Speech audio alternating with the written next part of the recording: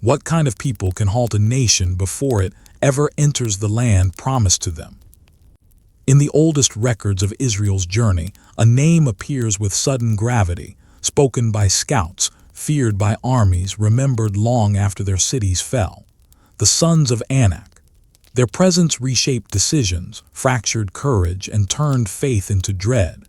Yet the texts offer only fragments: towering figures, fortified cities, a lineage said to reach back into the world before the flood.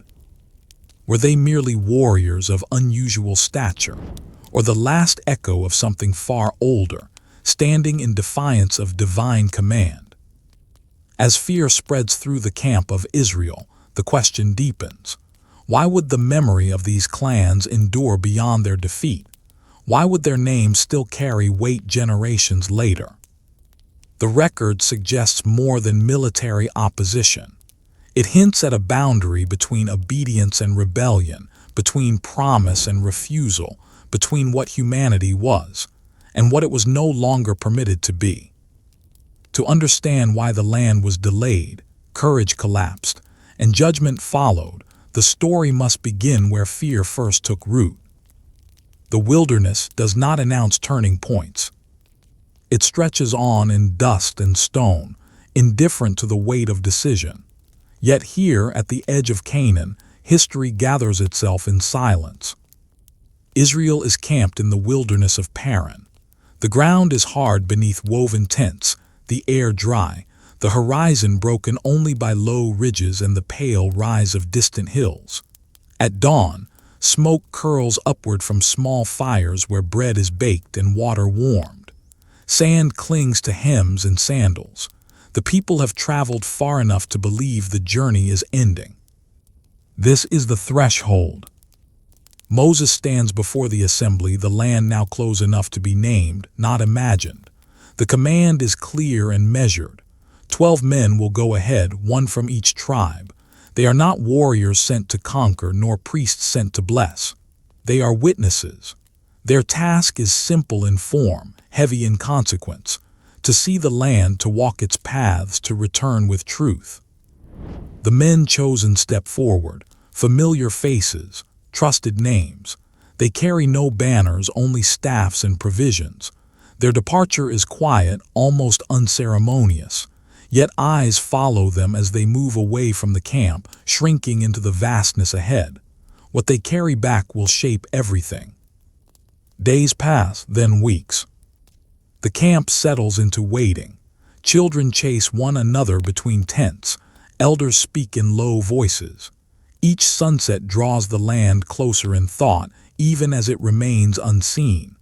The promise has been spoken for generations, soil flowing with abundance, inheritance prepared before their arrival. Now it stands just beyond sight. At last, movement on the horizon. The spies return from the south, their figures dark against the light. They carry evidence of what they have seen: fruit heavy on poles, skins filled with water, dust from foreign roads still clinging to their garments. The land is real, fertile, alive. The people gather. Moses stands again at the center, flanked by Aaron. The men speak, and at first their words confirm hope. The land yields, it produces. It is as promised. Murmurs ripple outward, relief softening long-held tension. For a moment the future feels settled. Then the tone changes. The words slow. The air tightens. What follows is not shouted, but it lands with force. There are people there. Cities rise behind walls. Settlements are fortified. The land is inhabited, not empty. This, too, is expected. The people listen still, weighing, calculating. Then a name is spoken. The Sons of Anak. It is not explained. It does not need to be. The name moves through the crowd like a cold wind, touching memory, awakening something older than fear. Faces shift, shoulders tense. The fruit on its pole suddenly feels lighter than the silence it cannot lift. The spies speak again, and now their words fracture the moment. They do not linger on harvests or valleys. They speak of stature, of presence, of comparison. They speak of themselves as small, not defeated small. The name is repeated, Anak, Anakim. It carries weight without detail, authority without description. The people begin to see without seeing, to imagine without measure. The land that moments ago seemed near now feels unreachable. A pause settles over the assembly. No one moves. Then the murmuring begins. It spreads unevenly, rising and falling like wind across dry grass. Some voices question, others resist, but the sound grows, layered with uncertainty. The promise is still there, unchanged, but it is now set against a figure the people cannot yet face. Caleb steps forward. His voice cuts through the noise, steady, urgent. He speaks of assent, of ability, of certainty. He does not deny the land's resistance, he rejects its authority. For a moment, balance returns. Then the others answer him. Their words undo what his resolve builds. They speak not of challenge, but of impossibility. The land, they say, consumes those who enter it. The people there are stronger, larger, entrenched. Again, the name surfaces, not as an enemy to be fought, but as a fact to be endured. The Sons of Anak. The crowd listens and something breaks, not loudly but decisively. Confidence drains away. Trust falters. The report becomes identity. What they believe themselves to be is reshaped in a single exchange. We were like grasshoppers. The comparison is offered plainly, without ornament. It is not insulted, it is accepted, and once spoken, it cannot be retrieved.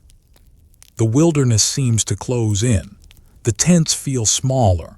The horizon recedes. The land promised to them becomes distant again, not in miles, but in courage. Night falls. Lamps flicker in the camp. Families gather close. Conversations turn inward, anxious, repetitive. The name is spoken again in hushed tones, as though volume alone might summon danger. Children hear it and do not understand, yet feel its weight settle into the adults around them. This is not the sound of preparation. It is the sound of retreat forming. Some weep openly. Others sit in silence, staring into embers until the fire burns low. The land has been seen, yet not entered. The future has been described, yet not claimed.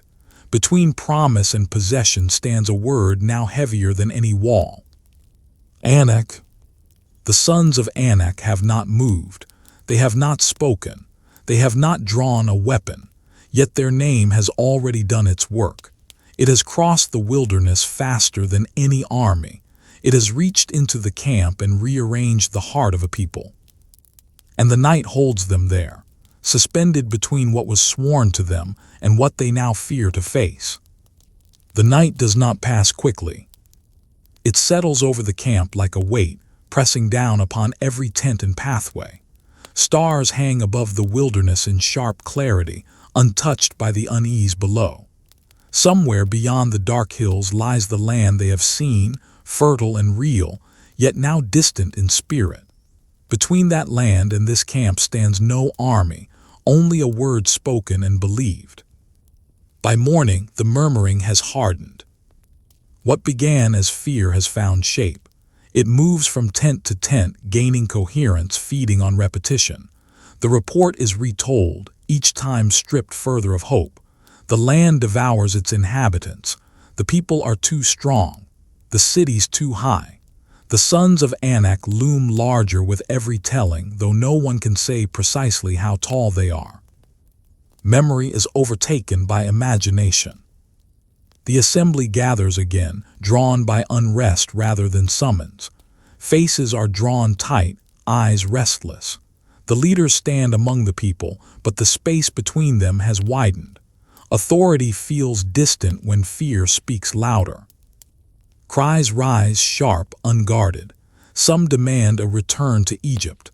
Others speak of choosing a new leader, one who will not lead them into what they now call destruction. The promise once carried like a banner is now treated as accusation. Why were we brought here? Why shown this land at all? Joshua and Caleb tear their garments.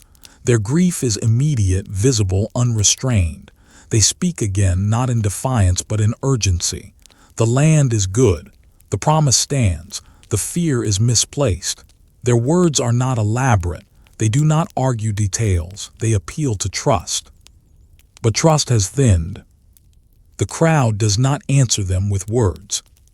Stones are lifted. The movement is sudden, collective. The same hands that carried children and gathered manna now reach for weight and edge. The shift is complete. Fear has turned to resolve, but not the resolve to advance. It is the resolve to silence opposition. And then, stillness. The presence that has guided them through fire and cloud makes itself known. The threat dissolves without a strike. Stones fall back to the ground. Voices stop mid-breath.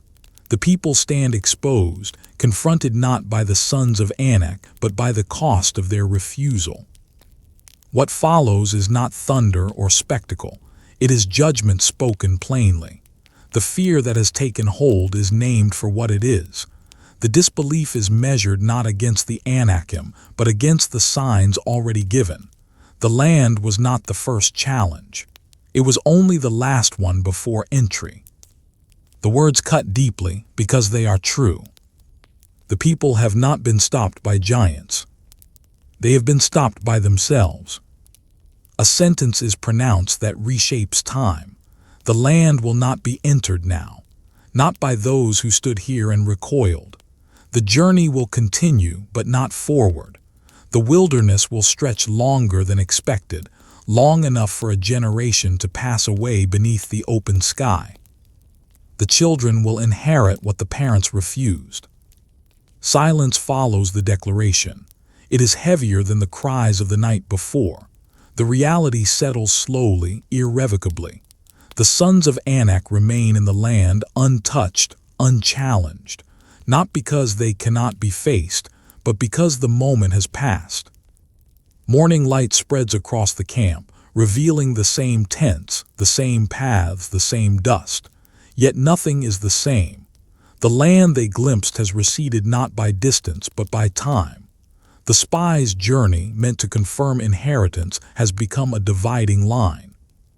Some attempt to undo what has been spoken. They gather weapons and supplies, speaking now of courage, of determination. They move toward the hills in haste, driven by regret rather than calling. There is no command in their steps, no promise before them. They are turned back. The land does not open to them. The path closes. What might have been entered with trust cannot be seized by force. The wilderness receives them again, unchanged, patient. The Sons of Anak remain unseen, yet their presence lingers like an unanswered question. They have become more than inhabitants of a distant land. They are now bound to a moment when fear spoke louder than memory and hesitation outweighed hope. Days resume their pattern. The camp shifts, breaks, reforms. Footprints overlap older footprints. Time begins its long work. Children grow, elders stoop. The edge of Canaan fades from conversation, though it never fully leaves the mind. The name, however, endures. It is spoken less often now, but with greater gravity. It is no longer merely a report from the land. It is a marker of loss. The Sons of Anak are remembered not for what they did, but for what they represented, a test encountered too soon or met too poorly. In the wilderness, stories are all that last. The fire burns low again at night. Above, the same stars watch as they always have. The land still waits beyond the hills, unchanged, patient. So do the cities, so do the people within them. And somewhere in the memory of Israel, a name remains. A reminder that the greatest barrier is not always found in the land ahead, but in the moment when fear is allowed to decide the path. The land remembers its first inhabitants. Long before Israel's tents appeared at its borders, before paths were traced by wandering feet, Canaan already carried names etched into its hills and valleys. These names were not merely markers of place. They were memory preserved in sound, spoken, repeated, carried forward when stone walls crumbled and generations passed. Among them was Anak. Not a title, not a description, a name. In the ancient record, the sons of Anak do not emerge suddenly, nor are they introduced as a singular terror encountered by chance. They belong to the land in a way Israel does not yet. Their presence is established through lineage, through inheritance, through continuity that stretches backward beyond the moment of encounter. They are remembered, not discovered. The text does not linger on origins in the way later traditions might. It offers no mythic birth, no embellished genealogy. Instead, it places Anak among the peoples already dwelling in Canaan, older populations whose roots run deep into the soil. The Anakim are counted alongside established clans, their names spoken with the familiarity reserved for those who have always been there. Hebron bears their trace. The highlands remember them. The city stands ancient even in the days of Moses, its stones darkened by age, its pathways worn smooth by centuries of use. It has known many rulers, many banners, but before them all the name of Anak is bound to it. The land does not question their claim, it reflects it. This is not the language of legend, it is the language of record. The Anakim are described as descendants, as sons, as continuity rather than anomaly.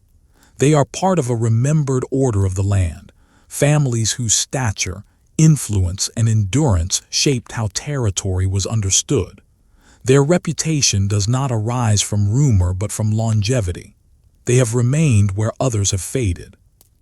And because they have remained, they have been measured. The memory of their presence carries weight not because it is exaggerated, but because it is consistent. They are recalled across locations, across encounters, across generations.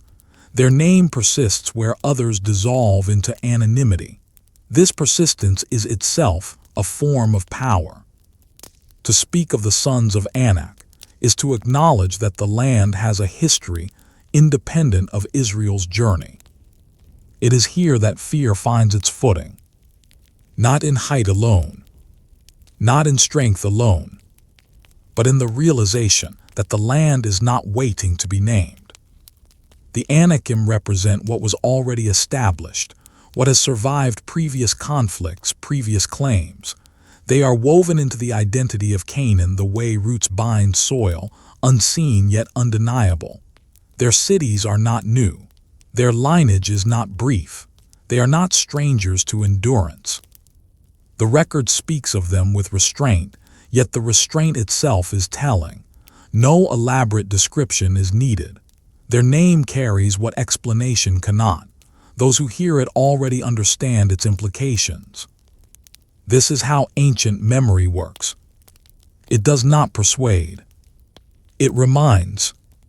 In the telling of genealogies, names are anchors.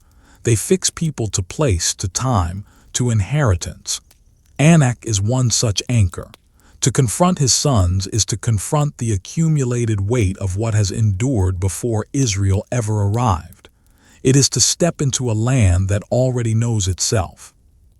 There is a silence in the text where embellishment might have been expected. The silence is deliberate. The Anakim are not portrayed as monsters, nor are they reduced to simple obstacles. They are allowed to remain what they are, people of established lineage, formidable by reputation, enduring by presence. Their power lies not in spectacle, but in memory reinforced by time. And time favors those who remain. As the narrative steps backward, the audience is drawn into a deeper tension. The challenge ahead is no longer only military. It is historical. The land is not merely occupied. It is inherited by others. The sons of Anak stand as evidence that Canaan has its own story, one that does not yield easily to newcomers. This realization reframes everything. Israel's fear was not born solely from what the spies saw with their eyes. It was born from what they recognized, names that predated them, lineages that suggested permanence, cities that implied legitimacy through age. The Anakim were not simply large. They were established. An establishment is harder to dislodge than strength alone. The land's memory presses forward through these names, shaping perception before confrontation ever occurs. To face the Sons of Anak is to face the possibility that the past cannot be undone, that inheritance is already claimed, that some roots are too deep to remove. For a people whose identity is built on promise rather than possession, this realization strikes deeply. It raises an unspoken question, one that hangs over the record without ever being voiced. Can what was promised overcome what has endured? The text does not answer yet. It allows the weight of lineage to settle. It allows the Sons of Anak to remain firmly placed within the land's long memory, unchallenged, unmoving. Their name stands not as a threat, but as a testament to continuity, to permanence, to a history that does not vanish simply because another approaches. And so the land waits, holding its stories close. Names linger in its dust. Lineages sleep beneath its stones. And the memory of Anak remains, quiet, unbroken, and deeply rooted, as old as the hills that bear his name. The memory does not fade as the story moves forward. It settles more deeply into the land, into the way names are spoken and borders understood. The Sons of Anak remain present not through action, but through recognition. They are known quantities in Canaan's landscape, fixed points against which other peoples are measured. The record situates them among the hill country, where elevation grants both defense and dominion. The high places are not easily taken, paths narrow, sightlines extend. From such ground, generations can watch the land change while remaining unchanged themselves.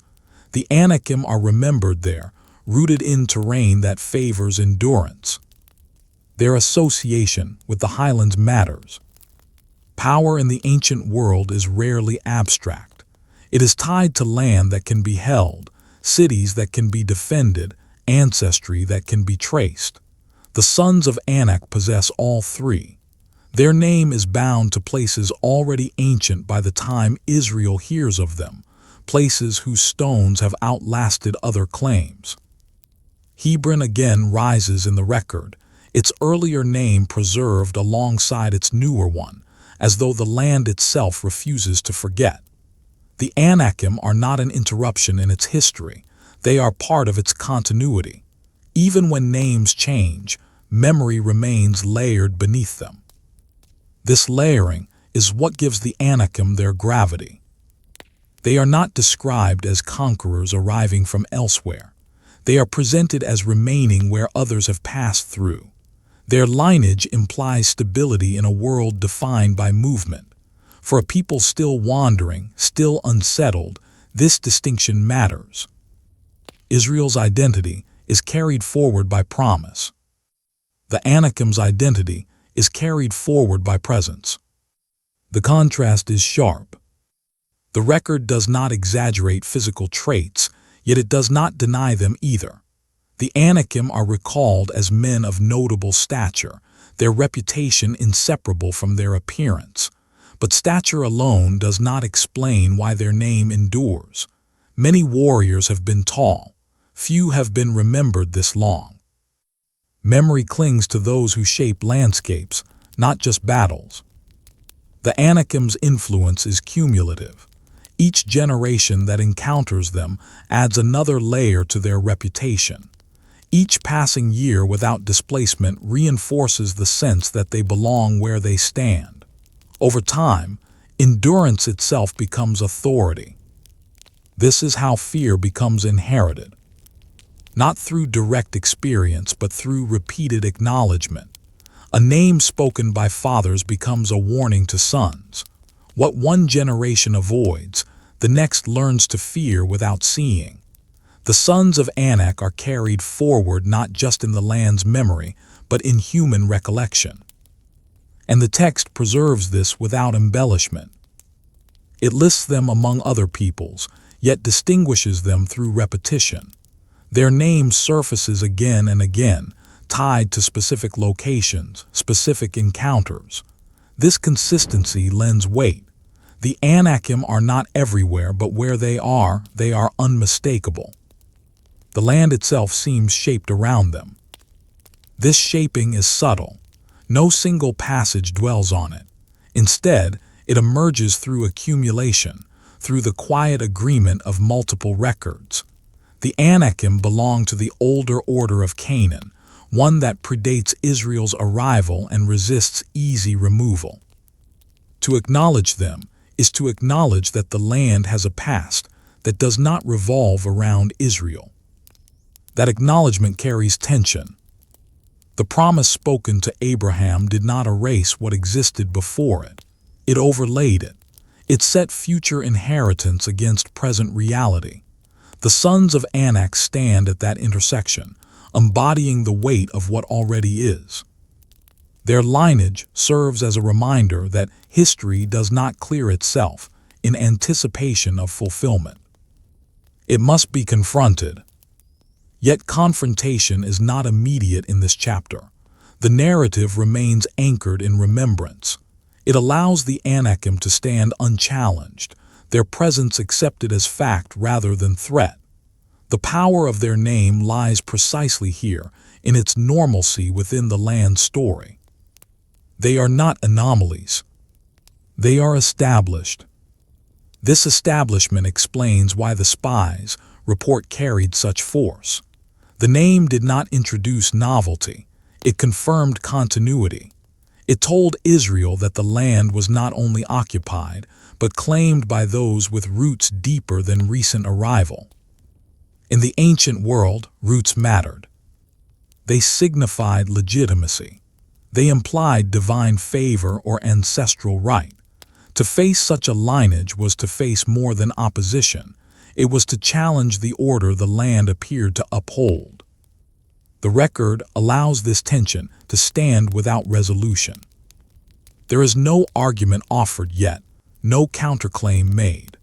The sons of Anak remain woven into the land's identity, their name resting alongside hills and cities as though it belongs there naturally. A pause emerges in the narrative. Not a pause of action, but of recognition. This is the land as it is remembered, not empty, not neutral, but layered with stories older than Israel's journey. The Anakim are one such layer, thick with meaning, resistant to erasure. Their presence raises questions without voicing them. If lineage grants authority, whose lineage will prevail? If endurance establishes claim, what of promise? The text does not answer. It allows the memory to settle, to deepen, to prepare the ground for what must come later. The sons of Anak remain firmly placed within the past, their name echoing across generations as a measure of the land's resistance to change. They are not yet opponents. They are context. And context shapes everything that follows. The land holds them still, ancient, remembered, and unmoved, as though waiting to see whose story will endure longer. The cities do not rise suddenly. They emerge from the land as though shaped by it, stone set upon stone over generations, each layer resting on the certainty that those who built here intended to remain. In the high country of Canaan, where the air thins and the ground slopes sharply upward, the strongholds stand with quiet authority. Hebron first. Its walls crown a ridge of limestone, pale and weathered, catching the sun long before the valleys below. Paths leading upward narrow as they climb, bending around rock and outcrop, forcing approach into exposed lines. From its heights, the land spreads outward, fields, terraces, distant hills, visible and vulnerable. Control here is not asserted loudly. it is assumed. The city is old, older than the tents of Israel, older than their journey. Its stones bear no inscription announcing power, yet they do not need to. Age itself has become its proclamation. Every block set in place has survived another season, another ruler, another claim. The city stands because it has learned how to endure. This is the first truth the spies encounter. Not merely that the land is occupied, but that it is fortified by time. Debir follows the same pattern. Its name spoken alongside Hebron's, its presence implied rather than elaborated. It is a city that belongs to the same system of power, the same elevated network of strongholds guarding the highlands. Between them lie smaller settlements, watch points, paths controlled by those who understand the terrain intimately. These are not temporary encampments. They are centers. The Sons of Anak are associated with these cities not as guests, but as inheritors. Their presence aligns with the land structure. They dwell where defense is strongest, where visibility grants advantage, where ascent itself becomes resistance. Geography serves them without effort. For those approaching from the wilderness, the contrast is immediate. Israel comes from open ground, wide horizons, shifting camps, movement without walls. Their strength has been collective, sustained by provision rather than position. The cities ahead represent the opposite: fixed power, accumulated labor, control embedded into stone. Fear grows naturally here. Not because the walls are impossibly high, but because they suggest permanence. A city built to last does not expect to be challenged. A city maintained across generations carries the confidence of survival. To stand before such walls is to confront more than defenders. It is to confront the idea that the land already belongs to someone else. The Anakim do not need to stand on the walls to be felt. Their cities speak for them. From the high country, roads descend into valleys that funnel movement, narrowing options. Fields are arranged in terraces that imply order, labor, and long occupation. Water sources are controlled, protected, understood. Every feature of the land appears to favor those who know it best. And the Sons of Anak know it well. This knowledge compounds fear. It suggests that resistance would not be met in open battle alone, but at every turn, every ascent watched, every approach measured.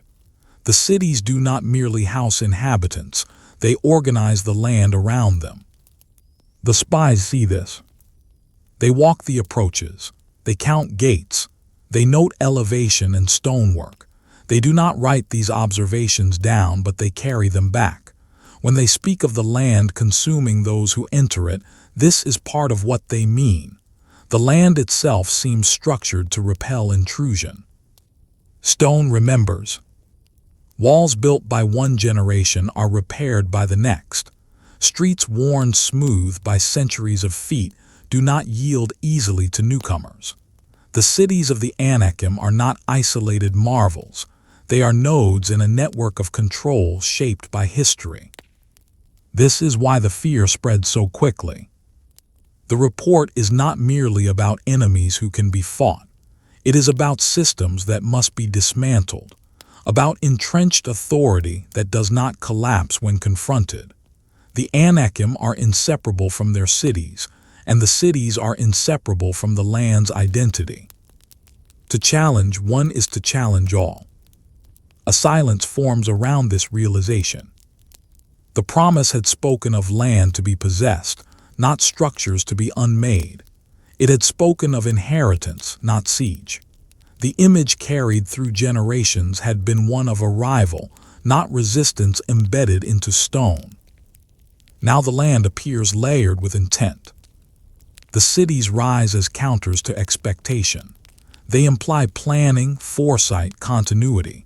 They suggest that others have already done what Israel now hopes to do: settle, build, endure. This is the second truth encountered. The land does not appear neutral. From the heights of Hebron, the world looks ordered, claimed, watched. The cities sit like anchors driven deep into the hills, holding territory in place. Their walls are not merely defensive, they are declarations. Here we remain. The Anakim associated with these cities become symbols of this declaration.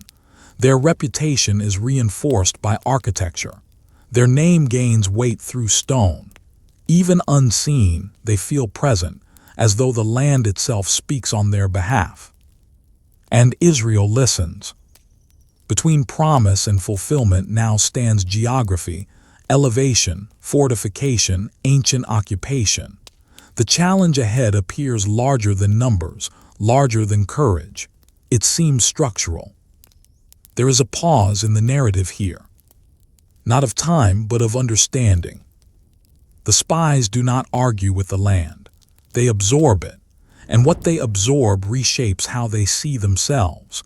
Wandering people measure themselves against fixed cities and feel the imbalance immediately. The cities of the Anakim do not threaten. They endure, and endurance unsettles those who have lived by movement. The land, once imagined as gift, now feels guarded by history itself. The stones seem aligned against intrusion, the hills positioned to resist ascent. The promise does not vanish, but it feels heavier, as though it must now pass through walls and generations before it can rest. The cities stand unchanged as the spies turn back. They do not pursue, they do not react. They remain. And in remaining, they leave an impression deeper than any battle could. That the land ahead is not waiting, but already held.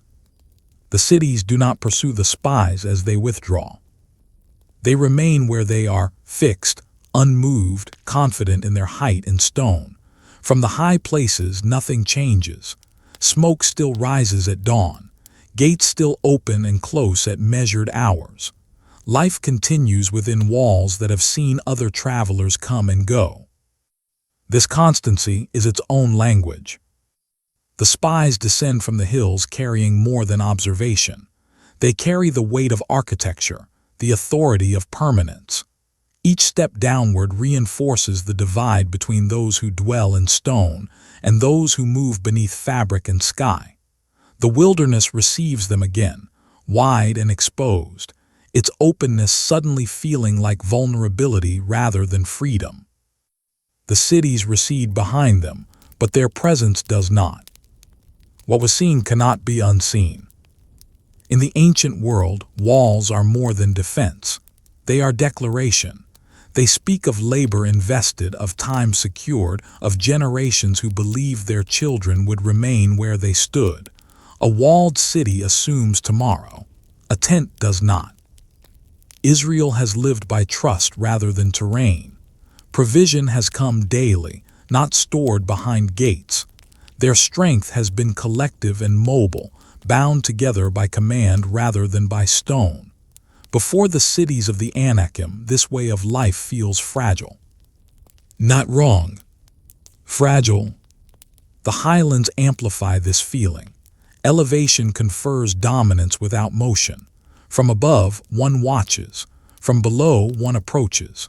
The cities of Hebron and Debir are not aggressive, yet they impose hierarchy simply by existing where they do. Their walls do not shout, but they do not invite. The spies understand this instinctively. They have walked the approaches. They have felt how the land narrows choice, how paths funnel movement toward gates designed to control entry. They have seen how stone absorbs heat by day and releases it slowly by night, how these cities are adapted not only for defense but for survival. This adaptation is unsettling. It suggests intimacy with the land that Israel does not yet possess. The Anakim are not merely inhabitants of these cities, they are aligned with them. Their reputation is reinforced by the impression that they belong where they stand. The walls feel proportioned to them, the heights suited to their presence. Even if this is perception rather than measurement, It is perception that carries power. Fear often grows where proportion feels unequal. Back in the camp, the report takes shape. The cities are described.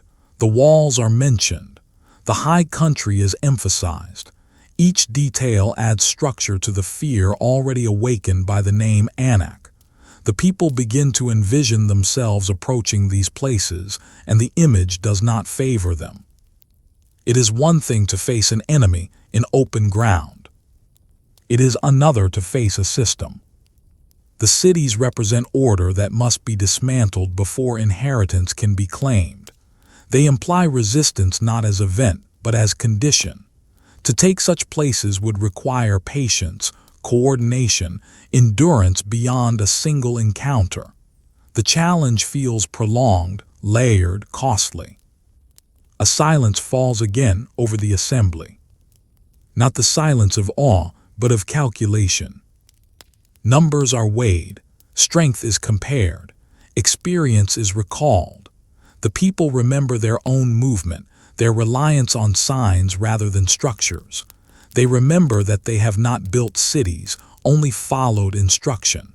Now instruction seems to lead them toward walls that do not yield to obedience alone. The land appears to resist them without hostility. That resistance feels decisive. In this moment, the promise is not denied.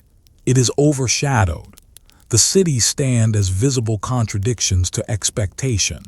The land was imagined as gift, yet it appears as stronghold.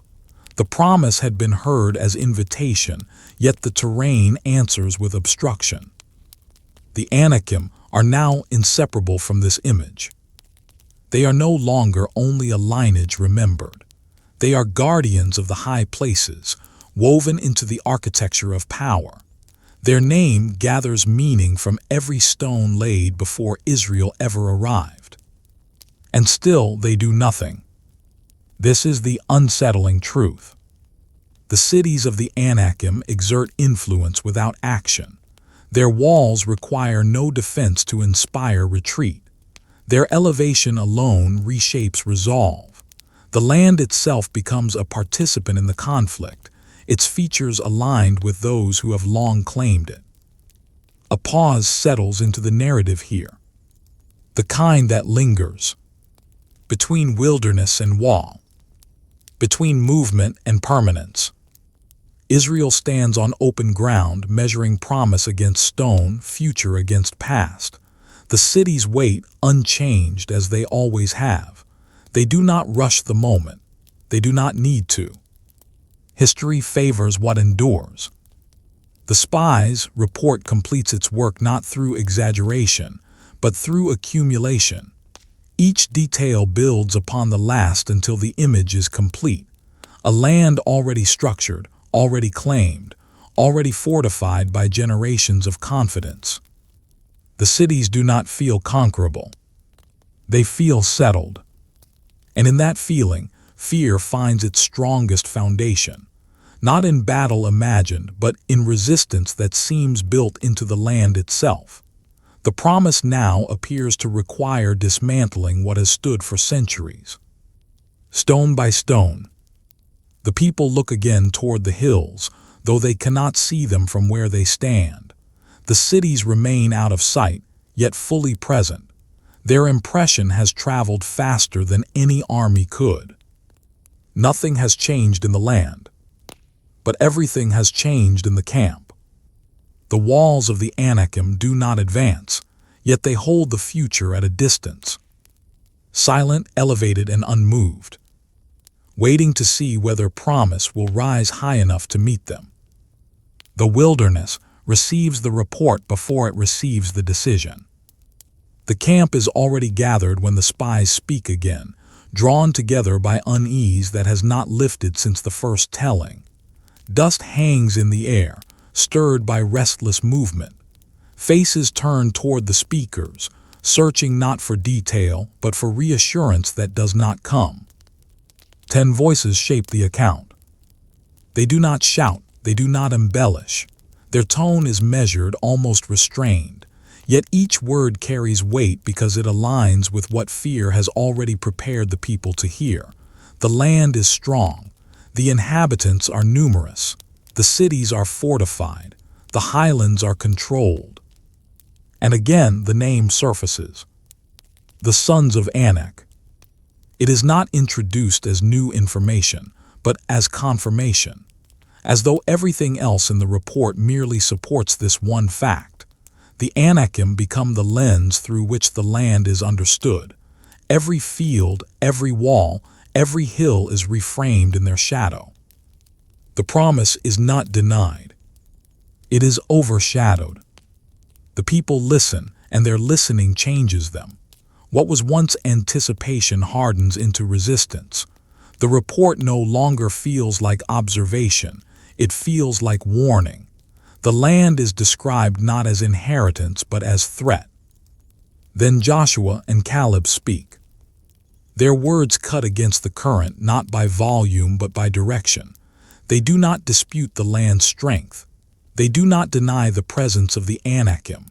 Instead, they speak from memory of what has already been seen, already done, already proven. Their confidence rests not in numbers or terrain, but in the constancy of promise. They speak plainly. The land is good. The land can be taken. For a moment, the wilderness holds its breath. This is the dividing point. The people stand between two testimonies, one anchored in sight, the other in remembrance. Both are true in their own way. The land is formidable. The promise has not failed. The question is not which report is accurate, but which will be trusted. Fear answers first. The crowd responds not with debate, but with rejection. The words of Joshua and Caleb are dismissed as naive, dangerous, detached from reality. The 10 are believed because their account aligns with what the people already feel pressing in around them. Fear does not need proof. It needs permission. Once granted, it expands quickly. Voices rise. Complaints spill outward, no longer directed at the spies alone, but at Moses, at Aaron, at the journey itself. The past is reinterpreted through present anxiety. Egypt is remembered not as bondage, but as safety. The wilderness becomes accusation rather than passage. The promise is questioned openly. Why were we brought here? The question does not seek answer. It seeks justification for retreat. The sons of Anak have become more than inhabitants of a distant land. They are now symbols, used to measure the reliability of what was spoken long ago. In this moment, covenant is weighed against fear. And fear feels heavier. The Anakim do nothing. They remain in their cities, unaware of the role they now play. Yet their name governs the conversation. It shapes decisions made far from their walls. They become the standard by which possibility is judged, the evidence cited whenever hope attempts to speak. This is their power. Not in action, but in perception. The people begin to see themselves through the lens of fear. Comparisons are drawn, not between promise and fulfillment, but between themselves and the Anakim. The language shifts. Identity shrinks. What they are becomes defined by what they are not. Small, outmatched, vulnerable. The covenant that once defined them is pushed to the margins, treated as abstraction rather than anchor. Memory gives way to immediacy. What is seen outweighs what has been sworn. This imbalance spreads. Families gather, voices breaking as fear finds expression. Tears surface, not of repentance but of despair. The wilderness echoes with sound that carries far into the night. Children are drawn close, sensing danger without understanding its source. Elders sit silent, caught between what they have lived and what they now fear losing. The camp becomes a place of mourning, not for lives lost, but for a future relinquished. Again, Joshua and Caleb speak. Their garments are torn, their grief visible. They warn the people not to fear the inhabitants of the land. They insist that resistance will not prevail if trust remains intact. Their words are urgent, but urgency cannot compete with consensus already formed. Stones are lifted. The movement is swift, decisive. It is not rage alone that drives it, but desperation. The voices calling for trust are now perceived as threat to safety, to stability, to control. Fear seeks to remove what challenges it. And then, a presence interrupts. The narrative slows here as though time itself hesitates. What appears silences what was rising. The threat dissolves without violence. The stones fall from hands that suddenly feel exposed. The wilderness grows still. The people are confronted not by the Sons of Anak, but by the consequence of their choice. What follows is spoken without fury. It is spoken with finality. The promise is not withdrawn. It is delayed. The land remains unchanged. The Anakim remain where they are. But the generation standing here will not enter. The decision made in fear reshapes time itself. Years are measured against trust lost in a single moment. The people hear this, and the weight of it settles slowly. They have not been defeated. They have refused. The wilderness does not change. The tents remain. The horizon looks the same as it did before the report, yet the future has shifted irrevocably. What could have been entered is now postponed, carried forward to others. The Sons of Anak have not advanced. They have not attacked. They have not spoken. Yet their name has marked a boundary that will not be crossed by those who stood here today. Night comes again, heavier than before. The camp quiets, not in peace but in resignation. The promise still exists, but it no longer feels immediate. It has moved beyond reach into a time not their own. And somewhere beyond the dark hills, the land remains. Unchanged, unchallenged. Waiting for a people who will trust the promise more than the fear it provokes. Morning does not soften what has been spoken. Light spreads across the wilderness as it always has, indifferent to the weight now resting on the camp. Dew gathers briefly on canvas and rope before the heat claims it. Fires are rekindled. Water is drawn. Life resumes its motions, but something essential has been withdrawn. The decision stands. Those who wake do not need to be told again. It is already carried in posture, in silence, in the way eyes avoid the distant hills. The promise has not been revoked, yet it no longer feels present. It has been pushed forward, beyond this moment, beyond these people. Some refuse to accept it. They rise early, urgency overtaking reflection. Regret sharpens into resolve. Words are spoken that sound like courage but are born of loss. Weapons are gathered. Supplies are hastily assembled. There is no command to move, no blessing spoken over their steps, yet they go. Toward the hills. It is not faith that drives them now, but desperation. The wilderness watches as they ascend, their figures small against the rising terrain. They move as though momentum might undo what was decided, as though effort could replace trust. They are turned back. The ascent fails. The land does not open. Resistance meets them swiftly, decisively. They return scattered, wounded, stripped of certainty. What could not be entered by trust cannot be taken by force. The camp receives them in silence. No accusations are spoken. None are needed. The failure confirms what was already declared. The promise does not bend to impulse. It yields only to obedience. Time begins its long work. Days turn into months. The camp shifts and reforms. Paths are retraced, then worn deeper. Children grow taller. Elders move more slowly. The wilderness becomes familiar in a way it was never meant to be. What was once passage becomes dwelling. The Sons of Anak recede from daily speech, but they do not vanish from memory. They linger as reference, as justification, as warning. Their name is invoked whenever fear resurfaces, whenever hardship invites comparison. They become the unspoken reason behind endurance without expectation. The land beyond the hills remains real, yet unreachable. This is the cost of fear allowed to rule. The Anakim do not change. Their cities stand. Their high places remain occupied.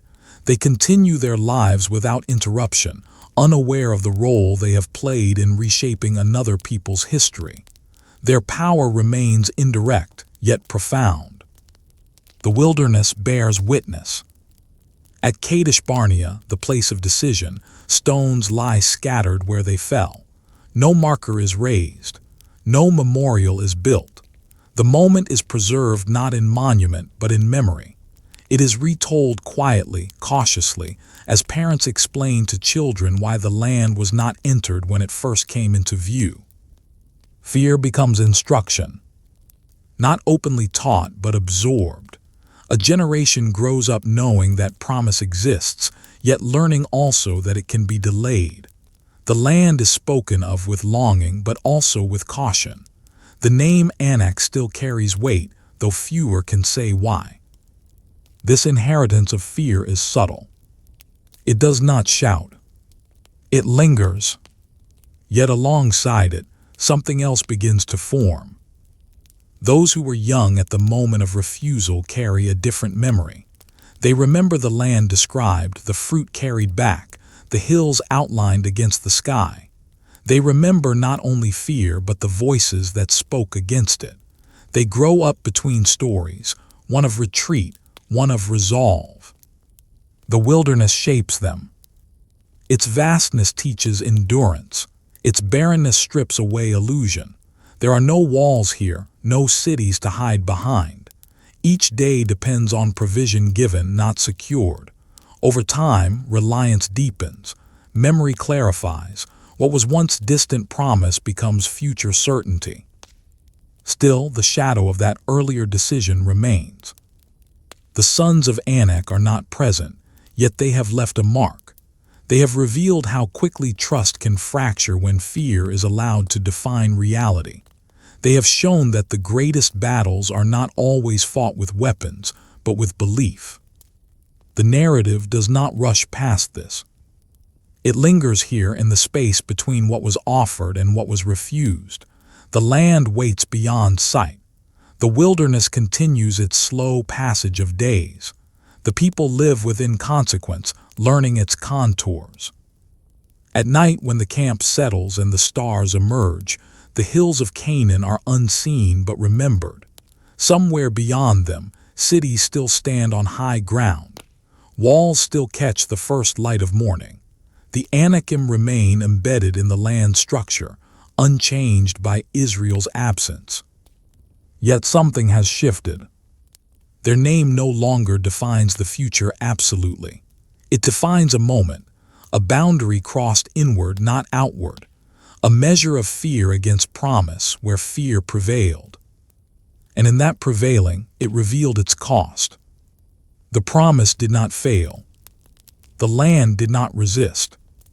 The Anakim did not advance. Trust simply gave way. The wilderness holds this truth quietly, season after season. Wind moves over stone. Footprints fade and are replaced. Time prepares what fear delayed. And far from the walls and high places that once loomed so large, a people learns, slowly, painfully, that the greatest distance from inheritance is not measured in miles, but in the moment when fear is allowed to speak louder than what was sworn. The judgment does not arrive as catastrophe. There is no sudden collapse of the camp, no consuming fire, no sound of walls falling, because there are no walls here to fall. The wilderness absorbs the decision quietly, the way it absorbs footsteps and wind. What has been spoken settles into time itself. The direction changes. Not dramatically, not announced with urgency. The cloud does not lift toward Canaan. It turns back, away from the hills that once drew every gaze. The people follow because there is nowhere else to go. Obedience now means remaining where promise once urged them forward. Thus begins the long delay. Days stretch into seasons. Camps are broken and raised again, not in anticipation but in routine.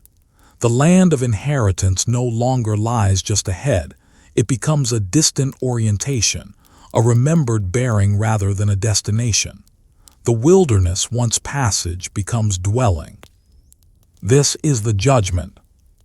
Not exile but postponement. Not loss but waiting enforced by time.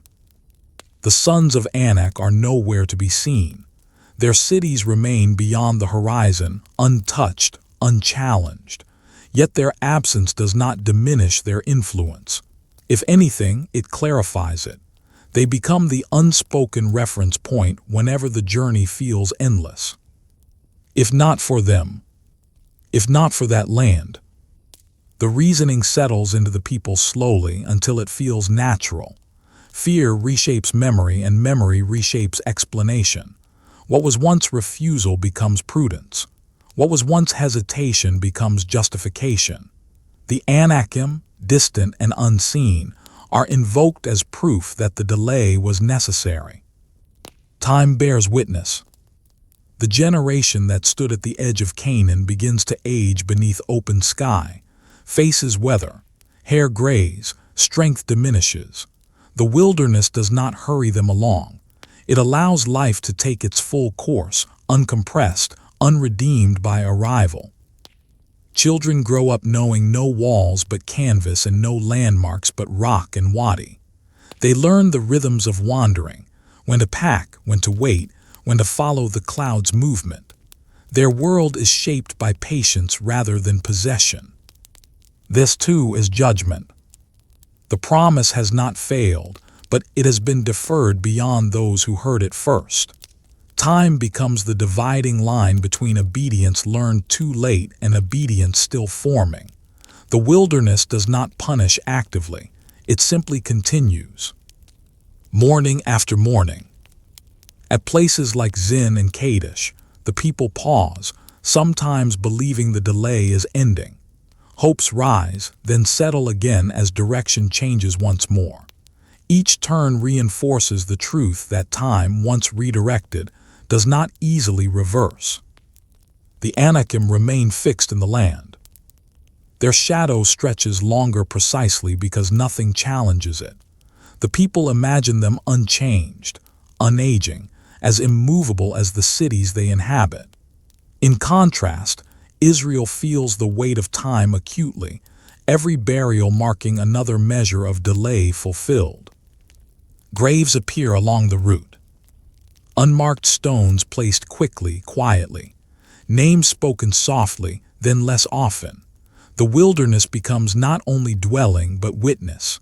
It holds the memory of those who would not enter, their lives completing their arc far from the land they once glimpsed. This is how fear exacts its cost. Not through defeat in battle, but through years surrendered. The Anakim do not pursue. They do not need to.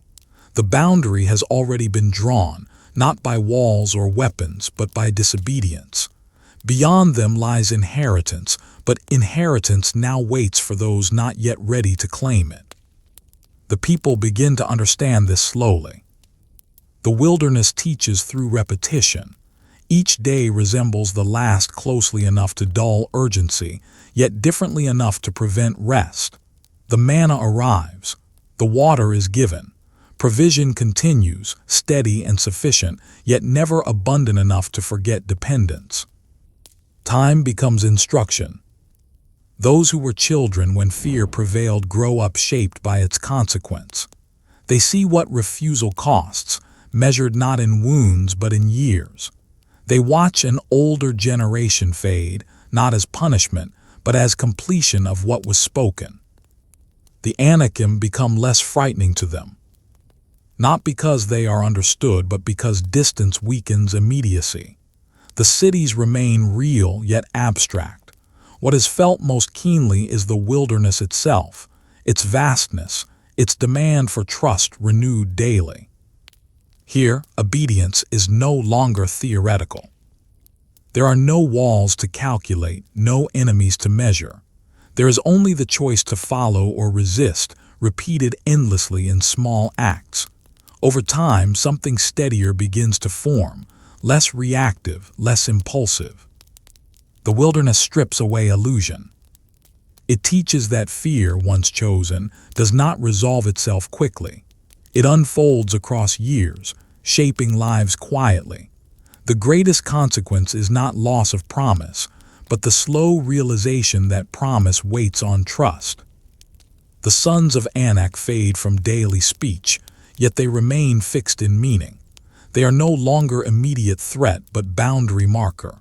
Beyond them lies a land still promised, still intact, still waiting. But only those shaped by obedience will cross that boundary. Time enforces this distinction relentlessly. Each sunrise marks another step away from that first refusal. Each sunset confirms that what was delayed cannot be reclaimed by regret alone. The wilderness holds its course, patient, exacting. There is a moment, unrecorded, unmarked, when the people realize the journey will not end for them. Not today. Not soon. That realization settles deeply, like sand filling every space. From then on, the days carry a different weight. The land is still spoken of, but no longer with urgency. It becomes future tense, someone else's future. The Anakim remain where they have always been. Unseen. Unmoved. Their greatest impact now lies not in what they guard, but in what they have delayed. And as the wilderness stretches on, it becomes clear that fear's most enduring victory is not that it stops a people, but that it teaches them how long stopping can last. The wilderness does not change its tone. It does not grow harsher in response to judgment, nor does it soften in sympathy. It remains what it has always been, open, exposed, indifferent to expectation. Wind passes over stone. Heat presses down at midday. Night cools the ground again. Time moves forward without announcement. The people move with it. Years accumulate quietly. What once felt temporary becomes familiar. Routes are learned. Landmarks acquire names not found on any map. A ridge becomes known for water drawn there once in scarcity. A stretch of ground is remembered for the loss of someone who did not rise again. Memory settles into the terrain. This is how delay reshapes identity. The older generation carries the weight most heavily. They remember the edge of the land clearly, the day the spies returned, the name that stopped them, the moment courage failed. That memory does not fade. It sharpens with repetition, with reflection, with the long view of consequence. They know why they are here. The wilderness becomes a place of completion rather than anticipation. Lives unfold within its limits. Children are born who will never see Egypt, who will never know the fear that first shaped their parents' refusal. To them, the wilderness is not punishment, it is normal. This contrast deepens the judgment. What one generation experiences as loss, another receives as formation. The delay separates memory from destiny. Those who feared the Anakim live out their days in the space between promise and fulfillment. Those who follow will inherit a future shaped by lessons learned here. The Sons of Anak remain distant. They do not age in the imagination. They do not weaken. The people picture them as fixed as the cities they inhabit, Hebron still high, its walls still strong, its presence unbroken. In the telling, the Anakim become almost timeless, not because they are known, but because they are untouched. This perception reinforces the boundary. The land beyond them is still promised, still real, but it belongs to another time. The Anakim stand at the edge of that future, marking the line where obedience must replace fear. Until then, they remain unchallenged, not by force but by decree. Judgment unfolds without spectacle. No single day announces its completion. Instead, it is measured by absence. Familiar voices grow quiet. Tents once occupied remain empty.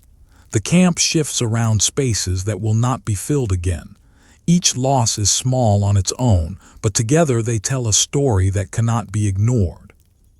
Time keeps its account faithfully. The wilderness becomes a ledger of years spent, years given, years withheld. The promise does not disappear from speech, but it changes tone. It is no longer urgent, no longer immediate. It becomes something to be prepared for rather than pursued. Preparation replaces ambition. This is not weakness. It is refinement born of consequence. The people learn what fear costs when it governs decision. They learn that hesitation, once chosen, is not easily undone. The wilderness teaches patience because it demands it. Daily provision reinforces this lesson. There is no stored abundance here, no walls to protect what is gathered. Each morning depends on what is given. Each step depends on direction not chosen but followed.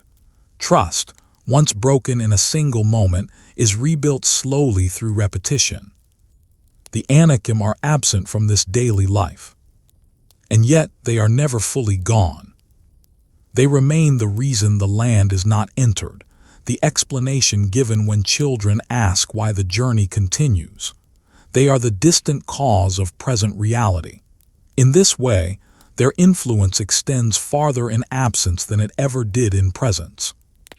They become a symbol of the boundary between generations. Those who feared them will not cross, those who come after must. The wilderness shapes the latter quietly. It removes reliance on calculation, on sight, on immediate advantage. It teaches movement at another's command, endurance without visible progress, faith practiced without reward. By the time the years near their end, something has changed. The people who will one day face the Anakim are not the same people who once recoiled at their name. They have been formed by delay, stripped of haste, taught to trust without guarantee. Fear has lost some of its authority, not through confrontation, but through exhaustion. The wilderness has done its work. Still the cost remains. A generation lies buried along the route, those who stood at the edge and turned back. Their lives were not wasted, but they were redirected. The land they desired waits beyond them, untouched by their absence. The Anakim still stand within it, not as executioners, not as victors, but as markers of what obedience requires.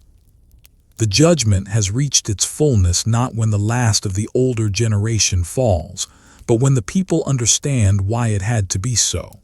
Fear could not be allowed to cross into inheritance. It had to be left behind, worked out across years of wandering. Time ensured this. The wilderness ensured it. And somewhere beyond the unseen hills, the land remains exactly as it was, cities standing, high places guarded, the name Anak still tied to stone and memory. Waiting not for strength, not for numbers, but for a people no longer willing to let fear decide how long a promise must wait. The wilderness does not announce when a generation ends. It happens quietly, across years measured not by conquest but by absence. Voices once loud enough to sway a nation fade into memory. Names spoken often grow rare, then cease altogether. The ground absorbs them without comment, as it has absorbed so many before. Time completes its work. Those who stood at the edge of the land and recoiled are now gone from the record. Their tents are no longer raised. Their arguments no longer shape direction. What remains is a people who did not make that choice, who inherited its consequence without inheriting its fear in the same measure. A new generation stands.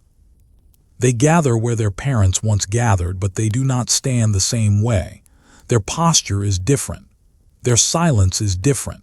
They have grown up beneath open sky, shaped by long obedience rather than sudden retreat. The wilderness has been their teacher, and it has taught them patience without passivity. They know the land ahead, not by sight but by story. They have heard the names repeated: Hebron, Debir, the high country where cities stand on stone. They know the name Anak. It has not vanished. It has been carried forward but stripped of immediacy.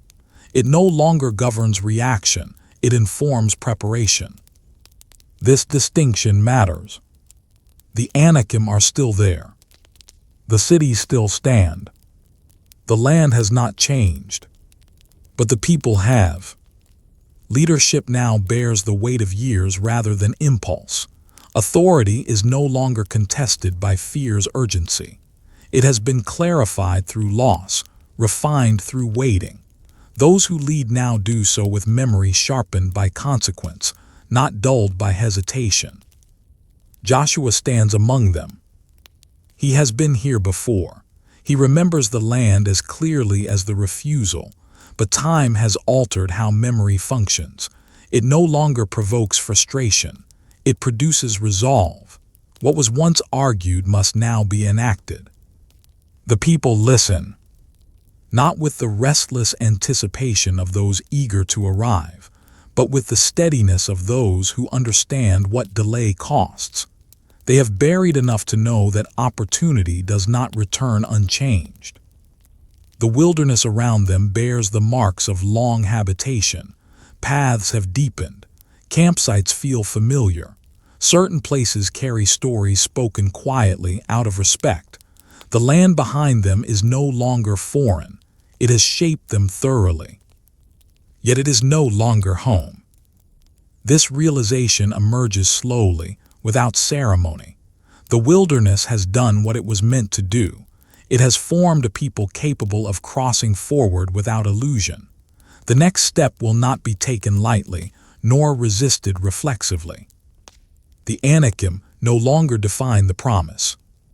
They define the challenge. This shift is subtle but decisive. Fear once framed the future. Now it is acknowledged without command. The cities ahead are no less fortified than before. The high places are no lower. Stone has not weakened with time. But perception has changed. The new generation does not imagine the land empty. They do not expect unguarded inheritance. They have learned that promise and resistance coexist. They no longer confuse difficulty with denial. Memory remains active, but it no longer paralyzes. This is the fruit of waiting. Years of daily provision have trained them to trust what is given rather than calculate what is lacking. Years without walls have taught them to move when commanded, not when conditions appear favorable. Their strength is quieter, less reactive. The Anakim are now placed correctly within the story. They are no longer the lens through which the land is seen. They are part of the land's reality, to be faced within the bounds of obedience. Their reputation remains, but it no longer expands unchecked. It has been contained by perspective. The people gather again near the border. The land lies ahead as it always has, hills rising, cities unseen but known. The moment resembles the past closely enough to feel heavy, yet the air is different. The silence carries expectation rather than dread. No voices rise in protest. No comparisons are drawn. The promise is spoken again, not as reassurance but as direction. It is no longer debated. It is received. The people understand that the land will not yield because it is easy, but because it has been sworn. The Anakim stand somewhere within it. They are no longer exaggerated by imagination. They are measured by trust. This does not lessen the challenge. It clarifies it. The new generation does not believe themselves invulnerable. They believe themselves called. That distinction governs everything that follows. It allows fear to be acknowledged without being obeyed. A pause settles here. Not the pause of hesitation, but the pause before movement. The wilderness watches as it always has, indifferent yet witness. It has shaped these people for this moment, not by removing fear, but by teaching what fear costs when it leads. The land remains unchanged. The cities remain fortified. The sons of Anak remain where they have always been. But now, for the first time, they no longer stand between promise and people, only within the path that must be walked. The moment does not announce itself with sound. There is no sudden cry, no clash of movement, no signal that history has shifted. Yet something fundamental has changed. The people who stand here are not deciding whether to go forward. That question has already been answered by time itself. They are deciding how. The elders who remain remember Egypt only faintly, if at all. Its weight does not shape their instincts. What has shaped them is the wilderness, its exposure, its constancy, its refusal to be hurried. They have learned to live without illusion, and this learning now steadies them as they face what lies ahead. The land is spoken of again. Not with wonder, not with alarm, but with clarity. Its challenges are named without amplification. Its cities are acknowledged without fixation. The Anakim are mentioned, but their name no longer alters posture. It does not ripple through the camp as it once did. It settles, contained. This containment is not ignorance. It is restraint. The people understand now that fear grows when it is allowed to imagine endlessly. They have lived too long with consequence to grant imagination that authority again. What lies ahead will be faced when it is faced, not expanded in advance. Leadership reflects this change. Commands are given without urgency, yet without hesitation. Order replaces reaction. Movement is planned, not debated. Authority rests not on persuasion, but on alignment, between command and conviction shaped by years of dependence. Joshua speaks, and the people listen without division. This alone marks the difference. The wilderness has stripped away competing voices. It has taught the cost of fragmentation. What remains is cohesion born of shared endurance. The people know what it means to move together or not at all. The Anakim, still unseen, still distant, no longer dominate conversation. They have been relocated within the narrative, not removed but repositioned. They are obstacles, not arbiters. They do not decide whether the promise holds. They only define part of the terrain through which it must be fulfilled. This is perspective gained slowly. The people look back briefly, not in longing but in recognition. The wilderness stretches behind them, marked by years that cannot be reclaimed. It has shaped them precisely for this moment. Had they entered before, they would have carried fear with them.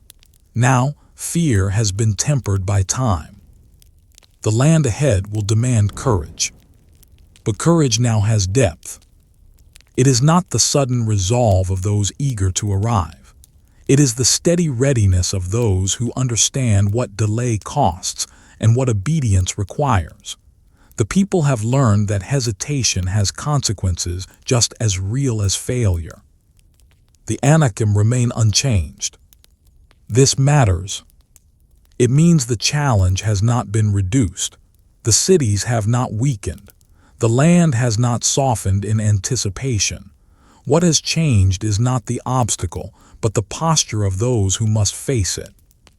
This is the quiet miracle of preparation. Not strength added, but fear diminished. Not enemies removed, but perspective restored.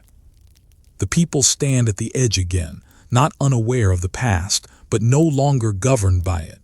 Memory now serves obedience rather than undermining it. What once paralyzed now instructs. The wilderness releases them without ceremony. There is no farewell, no final lesson spoken aloud. It has done its work through repetition and restraint.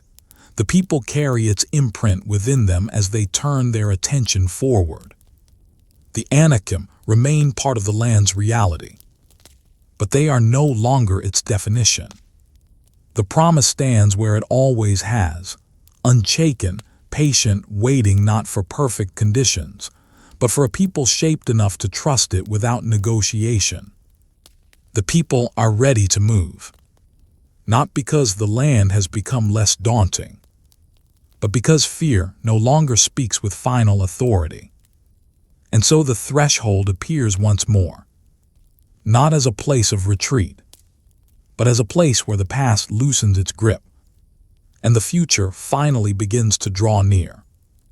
Hebron does not appear suddenly. It rises from the high country with the same quiet authority it has always possessed, its ridges catching the light early, its valleys falling away into shadow. The city stands where it has stood for generations, layered with memory, stone resting on stone, each course laid with the expectation of permanence. This is the heartland of the Anakim. For years, the name Hebron has lived in the imagination of Israel as symbol rather than destination. It was spoken as warning, as justification, as boundary. Now it is spoken differently, not as rumor but as place. Its walls are no longer distant abstractions.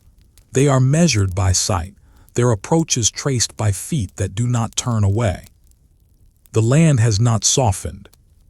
The slopes remain steep, the stone remains hard, the city remains formidable. Nothing has been reduced to make this moment easier. What has changed is who stands before it. Inheritance is being divided. Not evenly, not cautiously.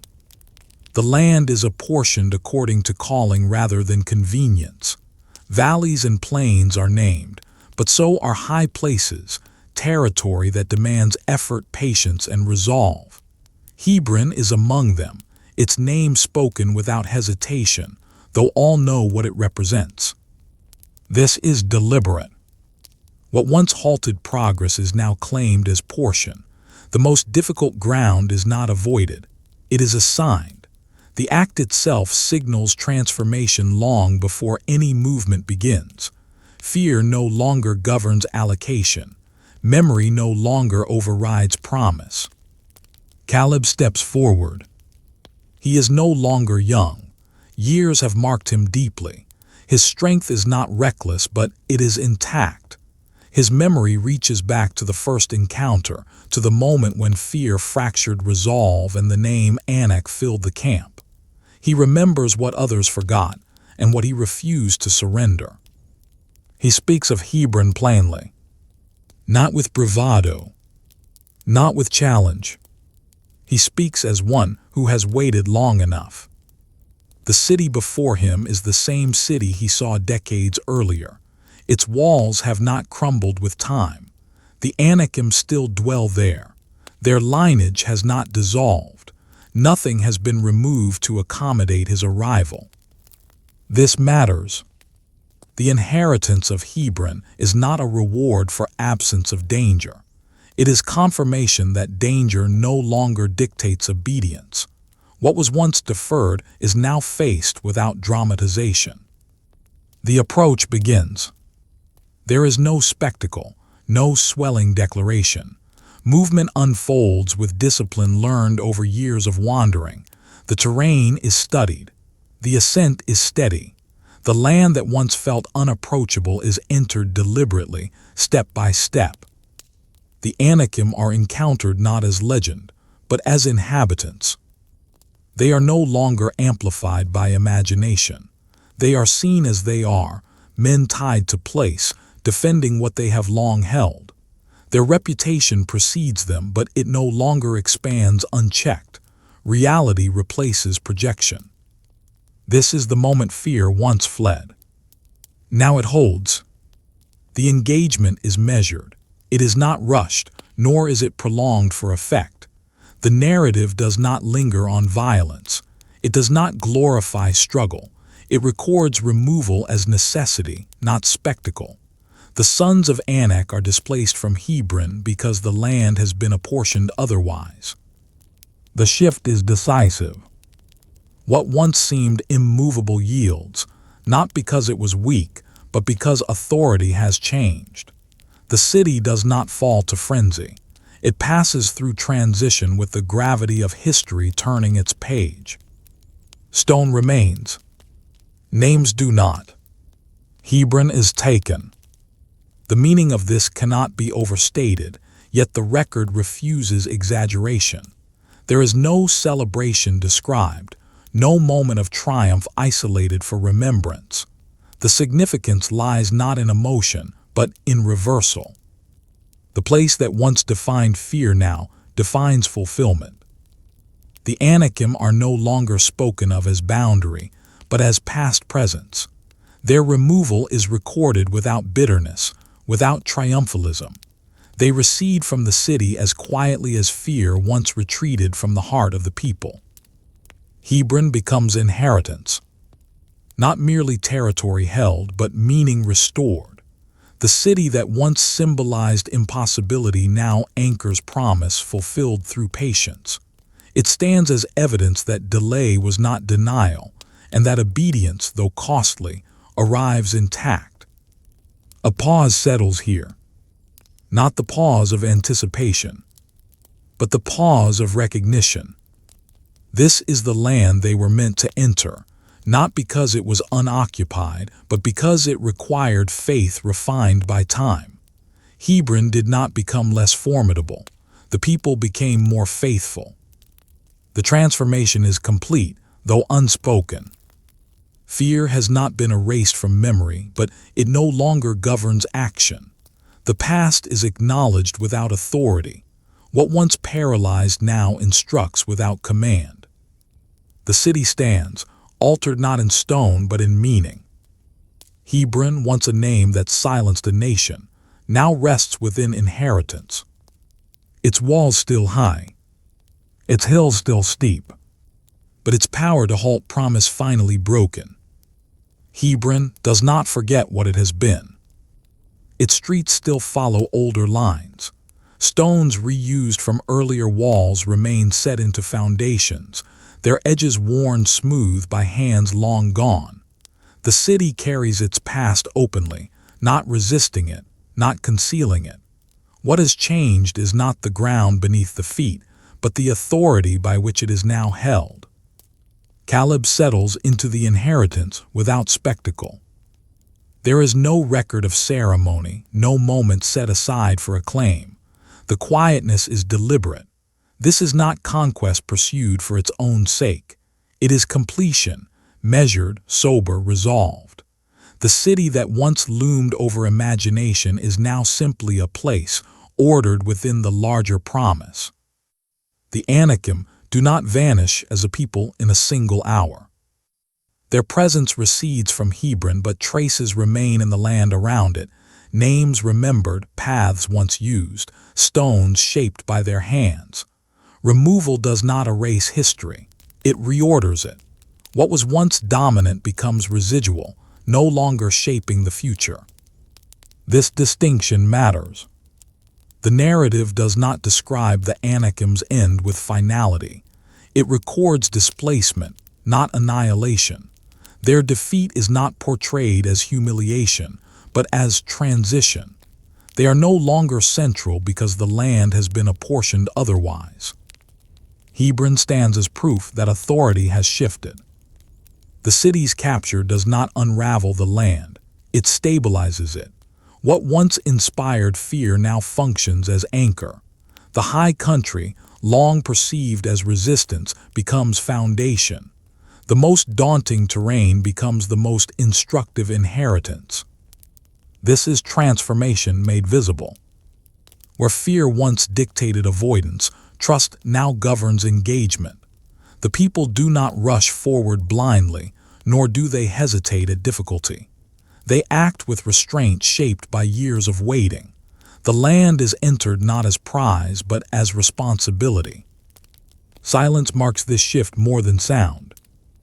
A pause settles over Hebron, not emptiness, but stillness. the kind that follows long tension finally released. No cry rises to fill it. None is needed. The city breathes again under new order. This moment reshapes memory. Hebron is no longer recalled as the place of Anak alone. It becomes associated with faith that endured delay without surrender. Children will hear its name and not flinch. They will learn its story as inheritance, not warning. This redefinition ripples outward. Other high places no longer seem unreachable. The hills lose some of their menace. Stone walls remain stone walls, but their presence no longer rewrites expectation. What was once magnified by imagination is now measured by experience. The people do not pretend the challenge was small. They honor its weight by not exaggerating their response. Caleb's claim is not framed as exceptional courage, but as steadfastness rewarded. He did not become different in the wilderness. He remained what he had always been, and time finally aligned with obedience. This alignment is the quiet miracle at the heart of Hebron's taking. Years have not weakened the city. They have clarified the people. The Anakim are no longer invoked as justification for retreat. Their name does not disappear, but it changes function. It becomes reference rather than restraint. The past is acknowledged without being obeyed. This is the test of inheritance. Not whether the land can be taken, but whether fear can be left behind. Hebron answers this without words. Its walls still stand. Its hills still rise. Yet its power to halt promise has been removed. The people remain aware of what this required. Decades of waiting. Years of wandering. Lives completed before fulfillment arrived. Hebron carries that cost within its stones now. It is not merely city taken, but time redeemed. What was delayed has not been diminished. It has been deepened. Another pause settles here. Not grief, not triumph, recognition. The people understand now that inheritance is not given to urgency, but to obedience that endures long enough to receive it. Hebron demanded more than strength. It required memory refined by restraint. The Anakim no longer stand at the center of the story. They have become part of its margin, still real, still remembered, but no longer decisive. The land does not deny their past. It absorbs it into a larger order. The city remains. Its gates open and close. Its streets fill and empty. Life resumes its ordinary rhythm. What once defined fear now sustains future. Hebron has become a witness that the greatest obstacles are not removed by time alone, but by faith that refuses to surrender meaning to fear. The city does not proclaim this. It demonstrates it simply by standing where it always has, now under promise rather than intimidation. And as the people move on, Hebron remains behind them. Not as shadow, not as threat, but as proof that what once halted a nation can, in time, become the ground on which inheritance finally rests. The land does not change all at once.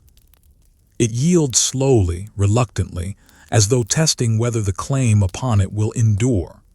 Hebron has fallen into inheritance, but its taking does not signal an instant unraveling of what once dominated the high country. The Sons of Anak do not disappear with the loss of one city. They withdraw. This withdrawal is measured. Some are driven from their strongholds as territory is claimed boundary by boundary. Others retreat on their own, abandoning places no longer secure, moving toward regions where resistance still seems possible. The record does not present this as rout or collapse. It unfolds as process, steady, persistent, unspectacular. Names once spoken with weight are now spoken with precision. The Anakim are no longer everywhere in the imagination. They are located, counted, tracked. Their presence narrows as the land is ordered. What once felt like an immovable force spread across the hills becomes a series of shrinking footholds. This narrowing alters perception. The people no longer speak of the Anakim as the land itself. They speak of them as inhabitants of specific places, cities, ridges, strongholds that still resist. The shift is subtle but decisive. Fear thrives in abstraction. It weakens under clarity. The land teaches this lesson quietly.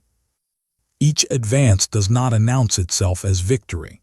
It registers as stability. Fields are tended where conflict once seemed inevitable. Paths are traveled without incident where danger had been assumed. Life resumes its ordinary rhythms in spaces once defined by threat. This is how dominance erodes. Not with spectacle, but with normalcy. The Anakim are encountered again and again, yet each encounter carries less weight than the last. Their reputation does not grow. It diminishes, constrained by reality. They are still formidable, still capable of resistance, but they are no longer imagined as limitless. They are finite. The biblical record preserves this carefully. It does not rush past the process. It names places where the Anakim remain and places where they no longer are. The detail matters. It shows that what once felt permanent required time to undo, not a single act of courage, but sustained obedience. The people learn to persist. Not to rush forward recklessly, nor to withdraw at resistance, but to remain faithful to each step as it is given. Territory is secured not by grand gesture, but by continuation. What is held today must be held tomorrow. What is cleared must be inhabited. This endurance reshapes the land. The Anakim retreat toward remaining strongholds, places where geography still favors defense. Gaza, Gath, Ashdod, coastal cities where walls remain thick and access controlled. Their presence condenses, no longer defining the interior but clinging to edges. This concentration reveals something important. Power that once spread broadly now survives only where protection remains strongest. The Anakim are no longer embedded everywhere. They are contained. Their influence contracts with each passing season. Yet their name does not vanish. It lingers in speech, in memory, in the caution passed between generations. The people remember what the name once meant. They do not dismiss it lightly, but they also no longer allow it to define the future. Memory and authority part ways here. The Anakim are remembered as former presence, not present rule. Their name remains part of the land's story, but no longer its governing force. This distinction matters deeply. It signals that fear has been repositioned, from master to witness. The land continues to change without announcement. Stones are reused. Boundaries are marked. New patterns of life take hold. Where Anakim once shaped the identity of entire regions, now they shape only the margins. Their retreat is not dramatic enough to satisfy those who seek finality, but it is decisive enough to alter history. This is how power fades. Not with a single fall, but with repeated loss of ground. The people grow accustomed to this rhythm. They no longer expect immediate resolution. They understand now that what has endured for generations does not dissolve in a season. Obedience becomes patient rather than reactive. The Anakim's diminishing presence reinforces this lesson. Each withdrawal confirms that fear exaggerated their permanence. Each step forward exposes how much of their authority rested on reputation rather than reach. The people do not grow careless, but they grow steadier. There is a pause in the narrative here. A long one. Not marked by event, but by time passing. Years are implied, not counted. The land settles into its new order gradually, the way Earth settles after long disturbance. The Anakim are still present, but they are no longer central. Their name begins to fade from power, though not from memory. It is no longer invoked to halt progress, but recalled to mark how far the people have come. What once stood for impossibility now stands for patience rewarded. This fading is not erasure. It is repositioning. History does not deny what came before. It absorbs it, reshapes it, reduces its authority. The Anakim become part of the land's layered past rather than its defining present. The people sense this shift before they articulate it. Fear no longer dictates movement. Resistance no longer surprises. The land is no longer imagined as monolithic opposition. It is understood as territory reclaimed through constancy. The slow dismantling continues. Not with finality, not with celebration, but with resolve that does not falter when progress feels incremental. The Sons of Anak recede not because they are forgotten, but because obedience has proven more enduring than their name. And as the land quiets into its new order, it becomes clear that what once seemed immovable was never undone by a single act, but by a faith willing to remain long enough for history itself to shift. The record does not mark the moment when the name finally loses its weight. There is no final confrontation set apart for remembrance, no closing scene in which the Anakim are declared finished. Their diminishing presence slips quietly into the background of the land's unfolding order. What once demanded attention now requires effort to locate. This quietness is deliberate. History rarely announces its turning points. It allows them to be recognized only in retrospect, when the absence of something once dominant becomes undeniable. The Sons of Anak fade in this way, without denial, without erasure, but without authority. The people notice first in how they speak. The name Anak is no longer used to measure risk. It is not invoked before decisions are made. It no longer governs caution. Instead, it surfaces occasionally, almost incidentally, as older voices recount how fear once shaped the journey. The name has shifted from warning to recollection. This is how power dissolves. The Anakim still exist in pockets of resistance. Their strongholds remain where geography offers advantage, where walls still stand thick and access remains narrow. They are not imaginary threats. They are real, and the record does not pretend otherwise. But they no longer command the land. Their reach has contracted to the margins. Their influence is local, not defining. What once cast a shadow across the entire inheritance now touches only its edges. The people learn to live with this reality. They do not chase finality recklessly. They do not pursue eradication for its own sake. They establish order where they are called to establish it, and they continue. The land's transformation is cumulative, not absolute. This patience is itself a victory. It reflects a people no longer driven by fear's urgency or triumph's intoxication. They have learned that history bends slowly, and that faithfulness must match its pace. What is undone over generations cannot be dismantled in haste.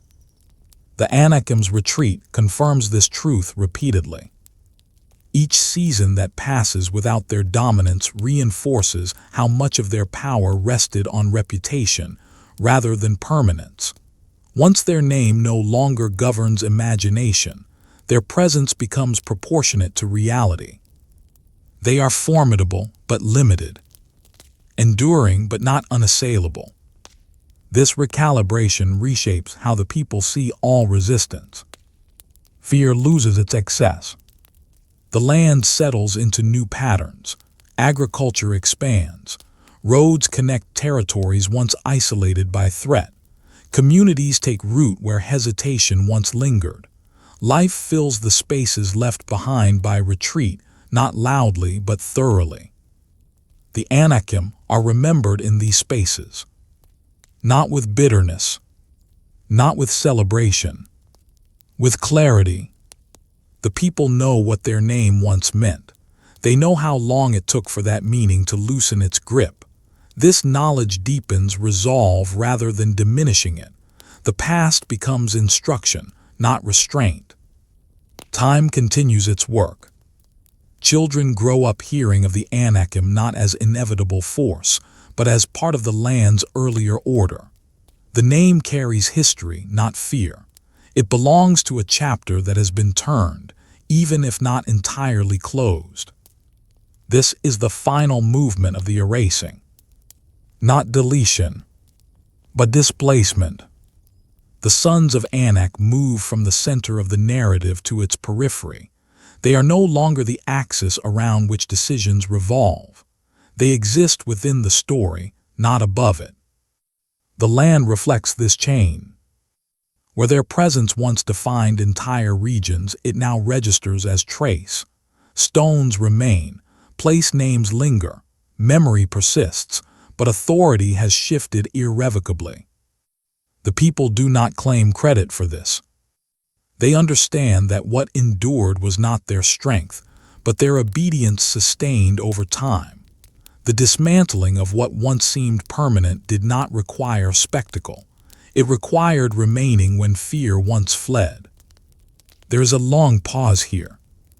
A pause filled not with absence, but with continuity.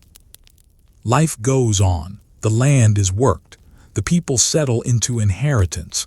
The Anakim no longer interrupt this process. They are no longer decisive.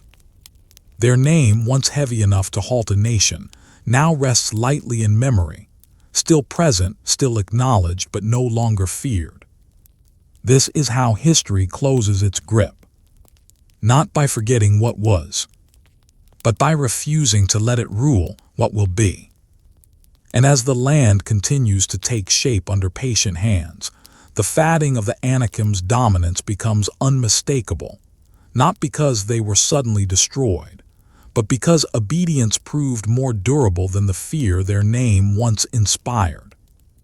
The name remains, but the power has gone quiet. The land grows quieter, but memory does not. Long after the last strongholds have been reduced to remnants, long after the Anakim cease to shape borders or determine movement, their name remains woven into speech. It surfaces not with urgency, but with recognition. The threat has passed, yet the echo endures. This is how history lingers. Later generations speak of giants, not as present danger, but as reference point. The name Anak is recalled when strength is measured, when courage is tested, when fear is weighed against obedience. It no longer commands action, but it informs understanding. The past does not vanish simply because it has been overcome. The record preserves this carefully. The Anakim are remembered in lists, in genealogies, in brief remarks that assume familiarity. Their name appears without explanation, because explanation is no longer needed. The people know what it signifies. They know where fear once rose and how it was finally subdued, not by force alone, but by time and trust. The memory has changed function. Once it halted movement. Now it sharpens perspective. When later challenges arise, the Anakim are invoked as comparison, not to magnify danger, but to frame it. If this was faced, then this can be faced also. The name that once expanded fear now limits it, reminding the people that even the most formidable opposition did not prove final. This reversal is subtle. It does not erase the past, it redeems it. The people do not pretend the Anakim were insignificant. They are not reduced to myth or dismissed as exaggeration. Their stature, their endurance, their hold on the land are acknowledged honestly. But acknowledgement no longer leads to retreat. It leads to memory shaped by outcome. The echoes of the Anakim appear in language used to describe later opponents. Giants become shorthand. not for impossibility, but for scale. The term carries weight without dominance. It recalls a time when fear once governed decision, and how costly that governance proved to be. This memory functions as restraint. It warns against surrendering imagination to threat. It reminds leaders and people alike that reputation can outgrow reality, and that delay can be more devastating than defeat. The Anakim become a lesson preserved in name rather than narrative. Their story does not need retelling in full. It is already understood. The land itself reinforces this remembrance. Place names endure. Ruins remain visible on high ground, their stones unmoved though their authority has vanished. Travelers pass them without stopping, aware of what once stood there but no longer shaped by it. This awareness deepens maturity. The people learn to hold history without being held by it. They do not rush to confront every echo of fear, nor do they ignore it. They recognize it, name it, and move on. The Anakim become part of Israel's internal vocabulary of faith. Not as threat, but as measure. When trust feels strained, the memory returns, not to reopen fear, but to contextualize it. If the promise endured then, it endures now. If fear once delayed fulfillment, it must not be allowed to do so again. This is how the past instructs without ruling. The record's restraint here is intentional. It does not dramatize the Anakim's legacy. It allows it to exist quietly, woven into reflection rather than action. The giants of memory are no longer fought, they are remembered. A pause settles into the narrative. A reflective one. The Anakim have moved fully into the realm of history, not forgotten, not mythologized, but integrated. Their story has found its place, no longer disrupting the present, no longer dictating the future. This integration matters. It shows that fear can be outlived without being denied, that memory can inform without commanding, that the most enduring victories are not those that erase the past, but those that reorder its influence. Later generations inherit this understanding. They do not fear the name Anak. They respect it. They know what it once represented and what it no longer does. The name has become a marker of transformation, of how perception was corrected by faith sustained over time. The land carries these echoes softly. Wind moves across hills once guarded. Stones rest where walls once stood intact. Life continues without reference to what once dominated the skyline. Yet memory remains available, ready to instruct when needed. The Anakim endure here, not as threat but as reminder. A reminder that fear can feel final when first encountered. A reminder that time and obedience can reframe even the most daunting opposition.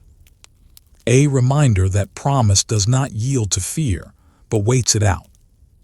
And in this remembering, the past finds its proper place. No longer standing in the way of inheritance, but standing behind it, quietly shaping how the future is understood. The echoes do not demand attention. They emerge unexpectedly, within a phrase, a comparison, a warning offered without urgency. The name Anak appears briefly, then recedes again like a shadow cast by something no longer present. It is not summoned, it surfaces. This is the mark of memory settled into place. The later record does not linger on the Anakim. It assumes their meaning is understood. Their name functions as shared reference, a shorthand for a particular kind of fear, one that once felt insurmountable and proved not to be. The power of the name now lies in what followed it, not in what it once threatened. Giants are remembered, not because they remain, but because they were faced. When strength is discussed, it is measured against them. When trust is tested, their memory provides scale. They are invoked not to exaggerate danger but to contextualize it. What seems overwhelming is placed beside what once halted an entire generation and did not endure. This memory disciplines imagination. It keeps fear from growing unchecked. It reminds the people that perception can distort reality, and that delay can wound more deeply than loss. The Anakim become caution without paralysis, instruction without intimidation. The land itself carries these lessons quietly. Ruins sit on high ground, visible from a distance. They are not restored, nor are they erased. They stand as they are, stones outlasting their authority. Travelers pass by without altering course. Children ask questions, and the answers are brief, sufficient. Once they lived here. Once they were feared. Now they are remembered. The restraint of the record here is telling. There is no effort to close the story emphatically, no declaration that the Anakim are finished forever. History is not sealed that way. Instead, their presence is allowed to fade into context, where it can no longer dominate. This fading does not weaken memory. It strengthens understanding. The people learn that not every victory needs to be loud to be complete. Some victories are measured by how rarely they must be recalled. The Anakim's legacy endures precisely because it no longer intrudes. The name survives, but the fear does not. Later challenges arise, and the people respond differently than before. They remember what fear once cost. They remember how long delay lasted. They remember that promise did not fail, but waited. These memories shape decisions more than any recounting of conquest. The Anakim, once symbols of impossibility, now serve as boundaries of perspective. They remind the people where exaggeration leads and where trust must intervene. Their memory stands as warning against surrendering imagination to threat. This warning is quiet. It does not preach. It does not insist. It simply exists. The record reflects this maturity.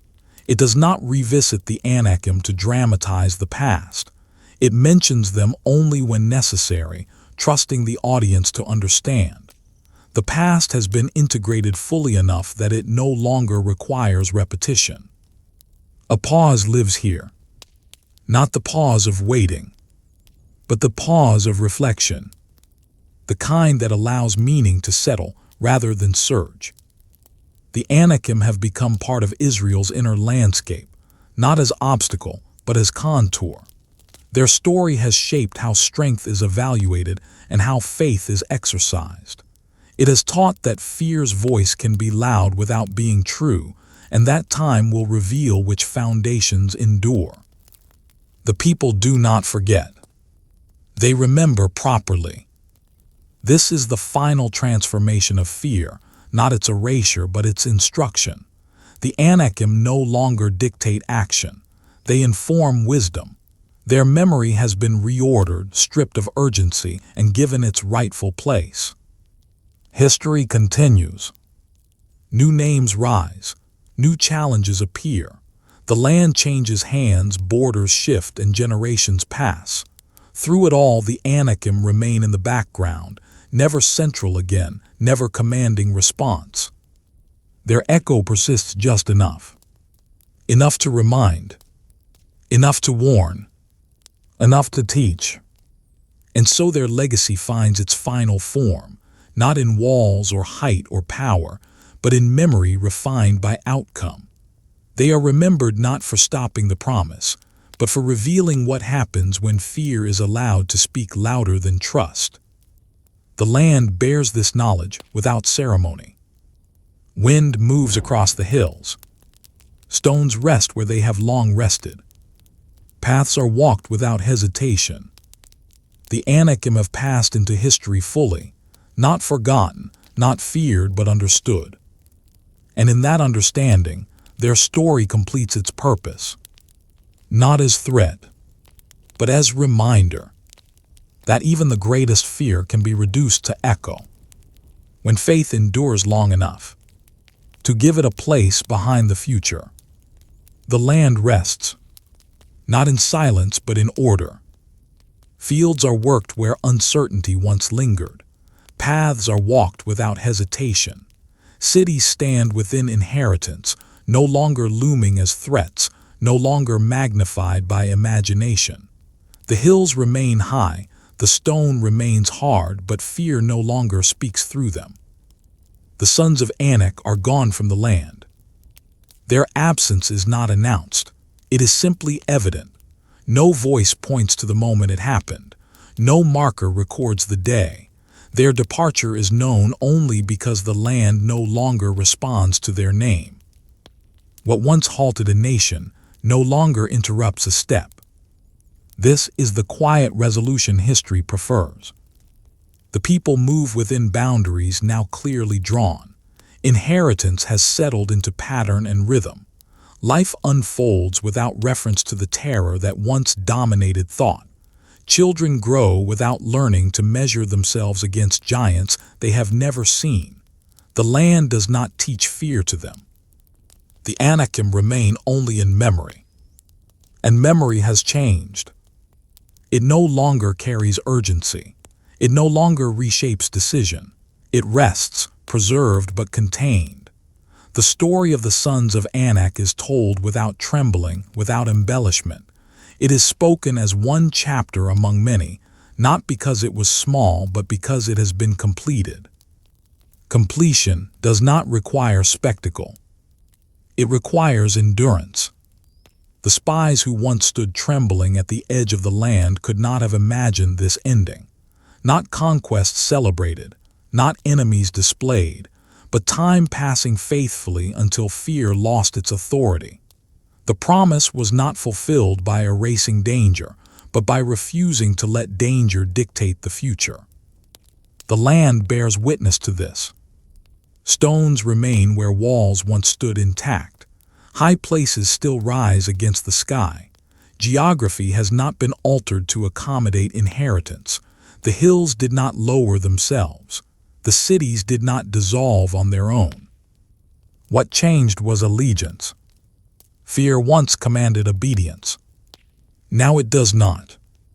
The Anakim are revealed in retrospect for what they always were, not the final obstacle, but the measure of endurance required.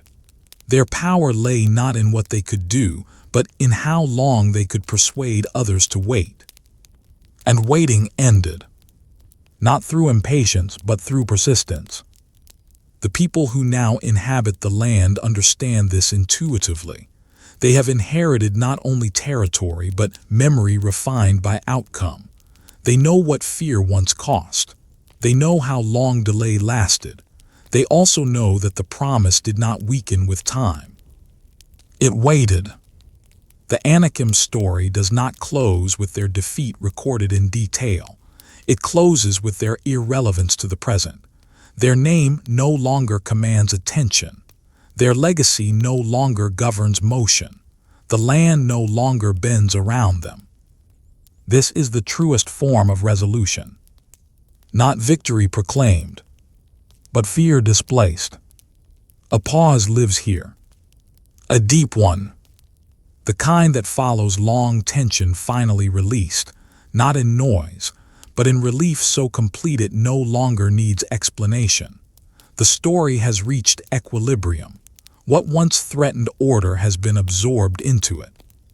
History continues, as it always does. New challenges arise. New names are spoken. But the course of events no longer curves around fear's voice. The Anakim have been reduced to what they always should have been, a part of the past, not the gatekeeper of the future. The land stands whole, not because it was uncontested, but because it was claimed patiently. The promise has found its place, not hurried, not forced, but intact. It has outlasted fear, reputation, and time itself. What once terrified has been revealed as temporary. What endured was trust sustained long enough to see completion. The sons of Anak remain remembered, but they no longer matter. And in that quiet truth, the story finds its rest. Not with triumph shouted, but with fear finally laid down. Its voice faded. Its season ended. As history resumed its course, no longer waiting for it to decide the way forward. The ending does not arrive as a moment. It arrives as continuity. Life proceeds without interruption. Seasons turn. Harvest follows planting. The land answers to care rather than conflict. Nothing in its surface announces that it was once feared, once contested, once measured against impossibility. It simply receives those who dwell within it. This is how fear finally loses its power. Not when it is confronted directly, but when it is no longer consulted. The Sons of Anak fade fully into record. Their name is preserved, but it no longer activates response. It is spoken without consequence. It does not quicken breath or alter posture. It does not demand attention. It has been contained by time and obedience, reduced to meaning without authority. The land remembers them only as one layer among many. Cities rise and fall for reasons unrelated to their presence. New boundaries are drawn. New leaders emerge. The narrative moves forward without circling back. History does not pause to ensure the Anakim are acknowledged. It has moved past the need. This movement is decisive. The people no longer define themselves in contrast to what once frightened them. Their identity is no longer reactive. It is rooted. They belong to the land now, not because they overcame giants, but because they remained faithful long enough for fear to expire. Expiration, not defeat. Fear has a season. The Sons of Anak outlasted one generation, but not obedience refined by time. They stood long enough to test trust, not long enough to nullify promise. Their endurance revealed the cost of hesitation more than the strength of resistance. This revelation becomes the final meaning of their story. The Anakim were never the center. They were the measure. They measured whether fear would be obeyed or endured, whether promise would be abandoned or delayed until it could be fulfilled rightly, whether a people would define themselves by threat or by trust. History answered. The wilderness formed a people capable of waiting. The land received them when they were ready. The Anakim remained just long enough for their name to lose power through familiarity rather than mystique. This is the slow wisdom of time. The people do not celebrate this outcome. Celebration would imply struggle still active. Instead, there is quiet recognition, an unspoken understanding that what once seemed decisive has passed without ceremony. Fear is most thoroughly undone when it no longer needs to be named. The record reflects this restraint. It does not return to the Anakim with final commentary. It does not close their story with judgment pronounced aloud. It simply moves on. And in moving on, it reveals everything. The land stands ordered. The promise rests within inheritance. Memory remains, but it does not intrude. The people are no longer defined by what they avoided, but by what they endured. This endurance becomes their strength. They know now that not every obstacle is meant to be removed quickly. Some exist to teach patience. Some exist to reveal where trust falters. Some exist only to ensure that what follows is carried with depth rather than haste. The Anakim served this purpose. They tested the promise without nullifying it. They delayed fulfillment without preventing it. They stood long enough for fear to be exposed, then receded once obedience proved more durable. The story closes without final words spoken about them. It does not need them. The land is full. The people are settled. History has resumed its course. Fear no longer governs direction. It has been placed where it belongs, behind, instructive but powerless. The sons of Anak have become what all fears become when they are outlasted, memory without command. There is a final stillness here. Not emptiness, not silence. Completion.